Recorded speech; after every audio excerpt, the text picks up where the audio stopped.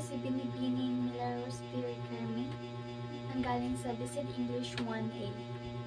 Sa pagkakaalala ko, iyon ay Enero 14, 2023 nang pumunta kami ng kaibigan ko sa Tagbilaran City upang gawin ang aming travelogue.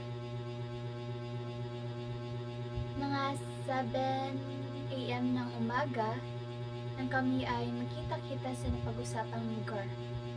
At mga bandang 10 AM nang makarating kami sa Tagbilaran, ang ICM. Naglakad-lakad lang kami at nang mapagod ay bumili kami ng pagkain, humanap ng maupuan at nag-uusap-usap. At pagkatapos ay pumunta kami sa may arcades. Napakasaya ang araw na iyon, sapagkat para uli kaming bumalik sa pagkabata. Walang problema, naglalaro ng iba't ibang laruin. Isa iyon sa mga araw na hindi ko malilimutan at papahalagan ko habang buhay.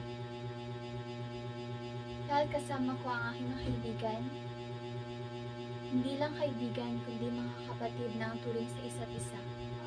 Natapos ang araw na iyon ng puno ng ngiti sa aming mga mukha. Iyan lamang, maraming salamat sa pakikinig.